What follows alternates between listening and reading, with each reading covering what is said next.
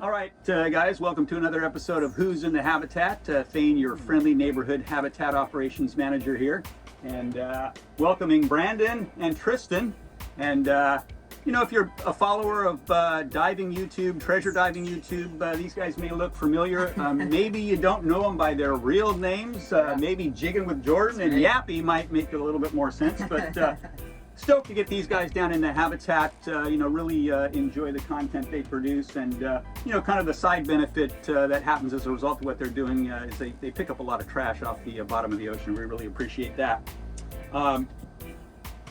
Now, just first off the bat, let's just talk about how you guys got into diving. I know you have a similar location, but Brandon, how about you? So the diving part of it was interesting because we used to just snorkel. Yeah. And you know, our whole goal is finding stuff people lose underwater, picking up trash. We had no money at all. We went to Dick's Sporting Goods. I can speak for Tristan too. We went the same day. We got the mask, fins, snorkel special in a little mesh bag, and I think it was like $15. Yeah, started diving around, finding stuff people lose, and I'll never forget. You did the cheap gear challenge before you knew about it, right? We did the cheap gear challenge before it was cool.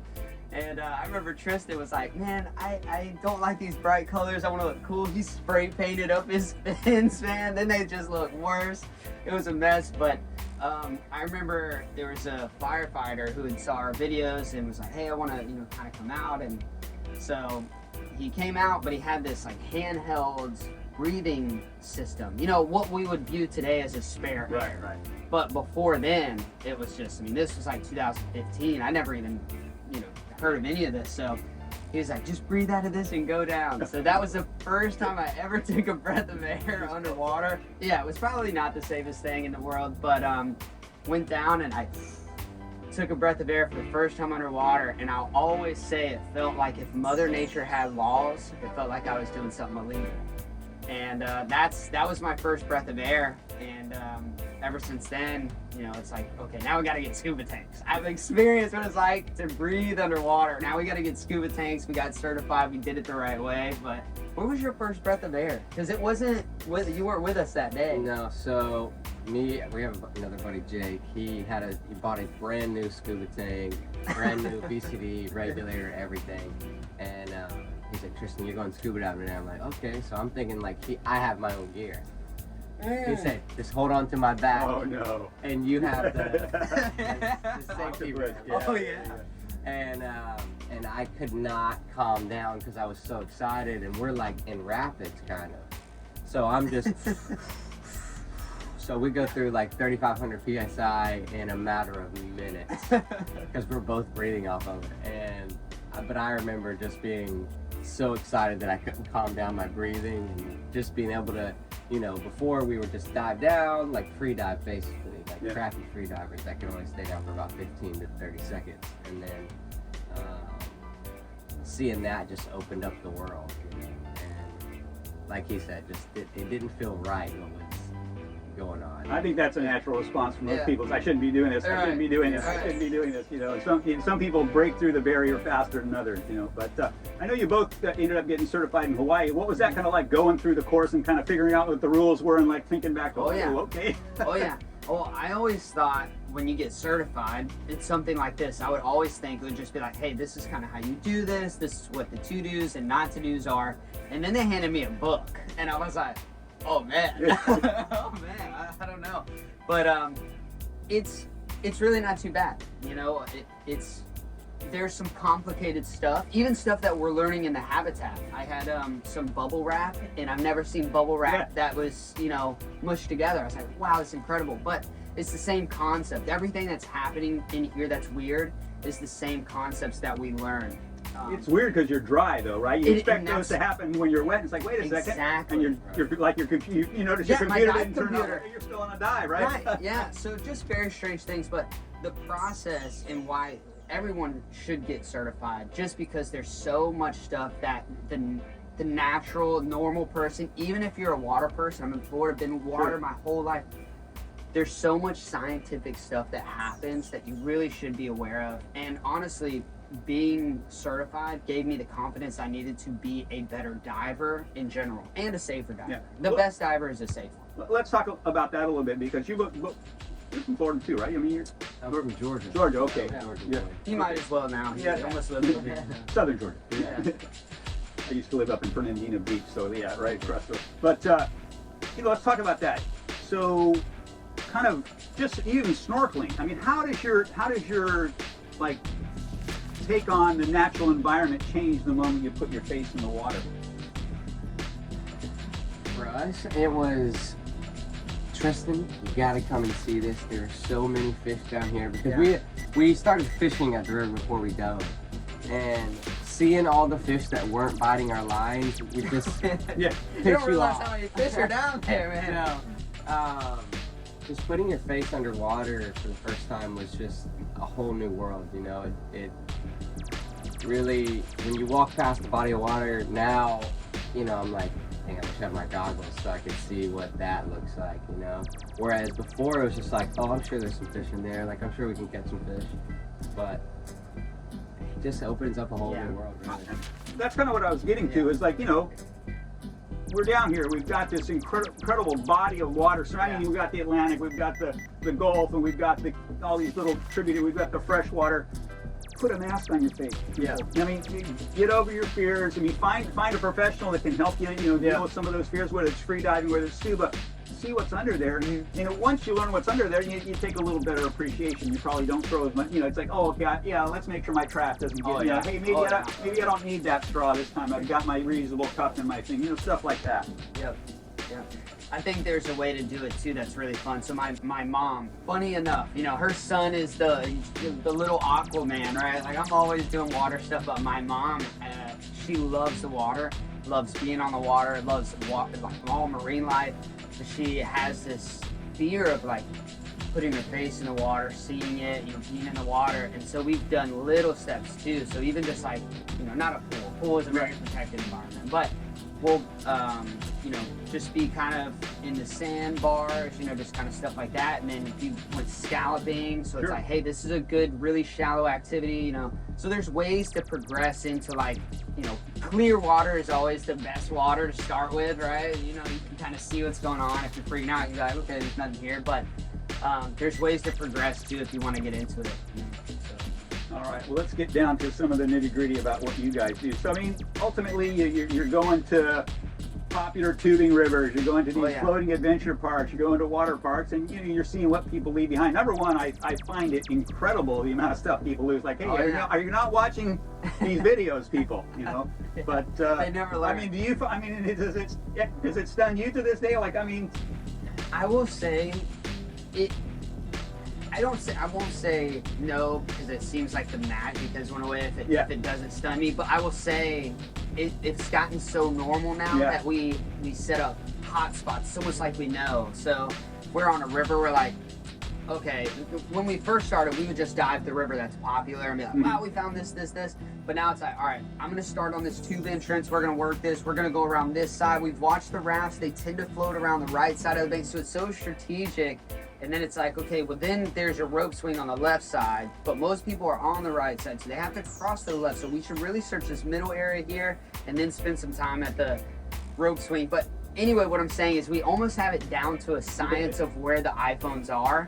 And it's like, they are there. You just have to find them. And glasses are almost just like sprinkles on the river floor these days, They're just sprinkled everywhere. So it's surprising how much stuff you can find, but it's really not surprising anymore that people lose that much stuff. Well, given what you do, and I've some of the videos I watch, and some of those people in tubes, it's like they give me PTSD as a lifeguard. It's like, man, what are you doing in that tube? You're gonna die. I mean, have you guys had to rescue anybody? I mean, I would say there's a few people at Jenny Springs that we've passed that we're like, man, that's gonna be an interesting day for someone. There's been people out there that didn't know how to swim, and the only source of safety was their $5 tube that they just bought. Oh yeah, I think it was not too long. I watched a video. I mean, mom almost lost her damn kid down the river. Yeah. I'm like, oh yeah. Was that yours?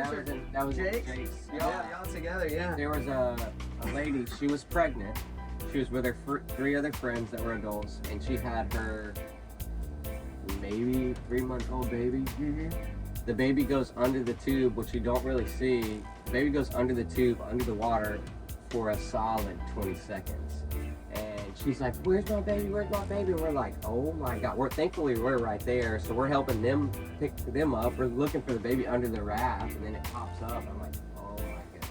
Found baby in river. I think a lot of people just, get in those situations. They don't really understand the power of water. I mean, how much power. It's immense. Even just a foot or two. If it's moving at the right speed or it's narrowed down, man, it's going to knock you off your feet. You You're ripped done. your goggles off. Yeah. It's happened so many times, especially that big old GoPro on there. Boy, you look down, that water just hits that GoPro and rips it right down to your chin. Oh, okay. We're talking about crazy trade. We found like over 11 phones in it. That doesn't surprise me. One day.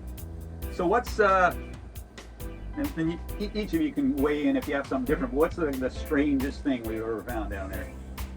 Ooh, we get this one a lot. Yeah. I always answer it differently. So I would say probably the strangest is the guns are an easy go-to. I would say there's a particular gun that was tied to a case of, I believe it was a murder on a bridge. And anyway, they actually arrested the guy, but they never found the weapon. But it was under, I found this gun. It was under a bridge, and we called the police. And it was actually the police that pulled up was the guy who worked on that case that arrested the guy, and it happened on that bridge, and they hadn't found the firearm. So he basically said, "You just found the gun that was to this murder." So finding an actual murder weapon, that's probably the craziest thing. But I honestly view the story as just as important as the item. So finding an iPhone with a wallet in the back of it and the screensaver being a little white puppy dog. This is a real story, by the way. We couldn't figure out whose it was, so we went to the address on the ID, which is like 2 hours away, knocked on the door. A girl answers. The little dog from the wallpaper comes running out. So like those are crazy because of the story, but if you're talking about one specific item, that gun's hard to beat. So there was, together as a group we found what we thought was, it looked like an ammo box, and of course there's a box in the river. We're gonna open it up. This is actually our buddy Jake, one of our buddy Jakes. We're together, and he opens it up, and it has a name, date of birth, date of death, and where that person was cremated.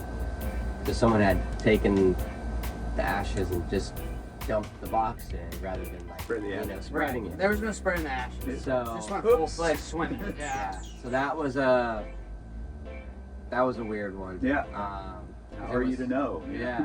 We would never know. Sure. So. Especially when you pull the bag out and then the sediment starts to, what float into you. It's like a bag of cement here. What am I looking at? And then I've been on a few of the ash spreadings in Hawaii where we do the paddle out and do the circle. Oh yeah. And due to prevailing winds, I've got a few buddies with me right in the old lungs. You know what I'm saying? So to follow up on that, I watched you do some golf ball recovery. My uncle owns a golf course, so I've done a fair amount. And it's zero visibility. For the first 5 seconds you're down there, you're like, okay, I can see the golf balls. Get the clips so that people know I'm searching for golf balls, and then it's completely. Might as well close your eyes at that point. It just feels better. But what about? You ever have that the occasional turtle get in between your legs or something like that and just freak you? I've never had that happen when I'm diving for golf balls and stuff like that. But luckily, I do it whenever it's cold out because these ponds are just sitting there all summer long, and there's no telling what is growing in it. So I had a guy call me earlier. He's like, "Hey, dude, I need some golf balls. Do you mind coming and diving?" I'm like, I can't.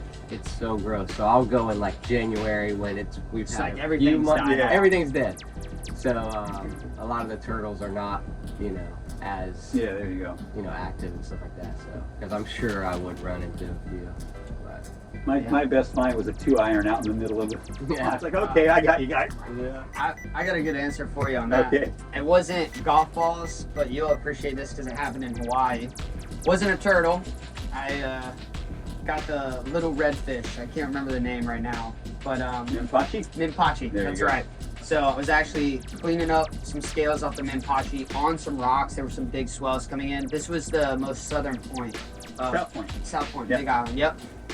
And huge cliffs, as you know, there. Oh, yeah. So the big swells coming in. I'm trying to clean these in between the waves and big intervals.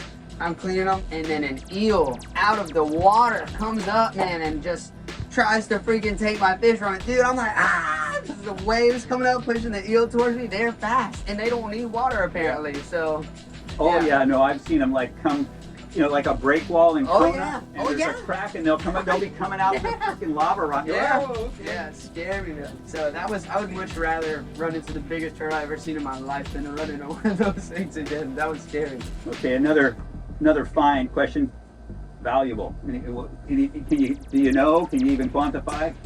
Did you ever check in on that watch? Yeah. Real? I think I went to go and get it fixed. Well, you gotta tell them what it is first. If So that's your I found a Rolex in the river. diamond studs on the. And so I had it for a while, I held on to it, and I didn't even know if I would ever sell it or anything, because what we find, a lot of it, other than the phones, like phones and stuff like that are someone else's valuables, we try to return it back to the Right. owner. With stuff like that, it's very hard unless there might be a name on it or something. So I found it, looked it up, and it said it was worth like $45,000. No way. Only if the minute hand goes nice and smooth. Yeah. It goes like this. So I took it to a jeweler, and as soon as I put it in his hand, he was like, "Nope, it's fake." And I was like, "What?" Like, you didn't even take any time to look at it. It was just, it's like, touch But his give it to hand. me, right? Yeah, so I was like, well, yeah, just give it back to me, blah, blah, blah. And he was like trying to talk me into giving it to him. So I was like, that just don't make no sense. So Yeah. that's it might have been. Could potentially be. Yeah. The most. I haven't found anything like that. I'd say, maybe as a collective, finding 5 or 6 phones, you gotta think they're $1,000 Right, each. right. But I haven't found like that one thing where it's like, wow, this is worth $20,000. Yeah. So, Not yet. not yet. We'll keep searching. Okay, well that's the fun stuff. Let's get to the not so. I mean, here's the bottom line. I watch you guys, and, Yeah. and when you come across the junk, you pick it up off the bottom. Oh yeah. Well, I mean, let's talk a little bit about that. I mean, how depressing is that to run across as much garbage as you do? It's bad. What's even worse is you can only pick up the small stuff. Right. I You mean, know, yeah. because we're rolling around with like little lobster bags, essentially filling it up with what we can. But I mean, gosh, if I could pick up every tire I've seen, I'd probably be able to own a junkyard at this point. Right. It's pretty absurd, but it's bad because no matter where you go, you're running into it. I'll never forget when people ask the craziest place you've ever dove. I always say the Amazon River in Brazil. And I'll never forget this. We were diving and just some random, it looked like no one had been there in 10,000 years. And me, Tristan, and Jake, we all dove down, and I'll never forget, we found a bunch of stuff, and I found a big bottle of Portuguese vodka or something like that. Something, one of the two, but a big bottle of alcohol. And I was like, It was just how? like trash on the beach. And How is this here? there was nobody, Yeah. and literally 2,000 miles of us. So Yeah, that's like I'm finding plastic bags at the bottom of the Mariana Trench. Exactly. It's exact same thing. That's Come the on. vibe that we had. I mean, this is the furthest I've ever been from civilization in my life. I mean, there were jaguars. There's all types of animals I never even knew I would run into or existed. And to find trash on a random dive in a random spot in the middle of nowhere, and I don't know, that was depressing. Yeah. But it happens for sure. Well, as I've told you, what we're trying to do with the habitat and with with this program and so forth, is just kind of raise awareness about some of the issues that the ocean is facing, and certainly just trash, just not taking care of your trash. Just hey, don't throw the cup in the back of your truck bed; it's going to blow out. Let's take care of it properly. It goes a long way to solving some of these problems. So I mean, I appreciate what you guys are doing. Like I said, it's practically we could start a cleanup channel now. I mean, it's all you could do. You 24/7 cleanup. That's all we're doing. But so I mean, doing what you can, filling up your bag that you can, getting it out of the ocean is certainly we appreciate that for sure. Now, one last question, Yep. and then we'll let you guys get on to some more exciting adventures out in the ocean. Submarine, what were you thinking? YouTube. Yeah. It's a great question. I mean, here's the first story. Was it just parked at the local boat store and you just kept running by it, or what's the story? I got on a weird internet route of like just looking for like what that next thing is. So, you know, as you know with social media, it's always changing, it's always evolving.